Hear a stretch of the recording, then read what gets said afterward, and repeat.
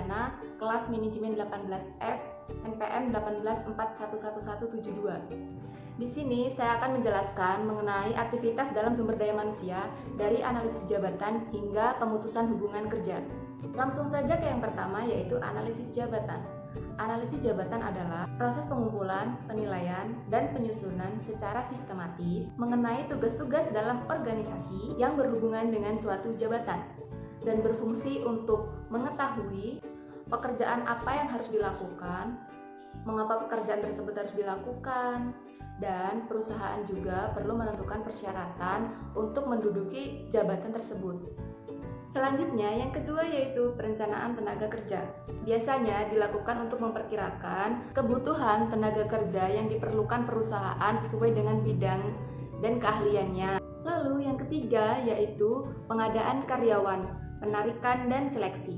Kegiatan tersebut meliputi rekrutmen, seleksi, dan penempatan.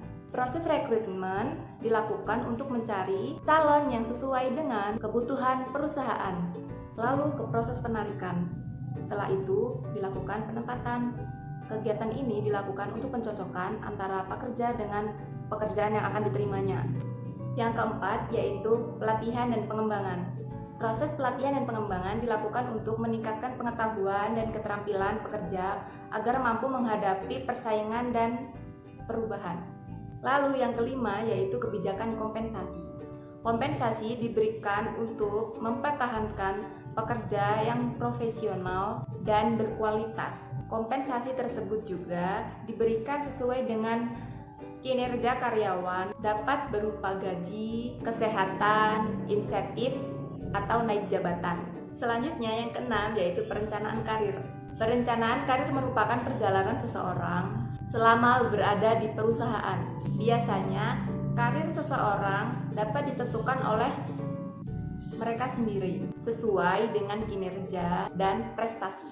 Selanjutnya yang ketujuh yaitu kebijakan kesejahteraan, keselamatan dan kesehatan. Keselamatan pekerja sangatlah penting guna memelihara karyawan agar tetap betah dan merasa dihargai di dalam organisasi. Lalu yang terakhir yang kedelapan yaitu pemutusan hubungan kerja. Biasanya pemutusan hubungan kerja disebabkan berbagai alasan. Contohnya, memasuki masa pensiun, pengunduran diri, pemecatan, pensiun dini, atau meninggal dunia. Demikian penjelasan mengenai aktivitas dalam sumber daya manusia dari analisis jabatan sampai dengan pemutusan hubungan kerja. Saya akhiri. Wassalamualaikum warahmatullahi wabarakatuh.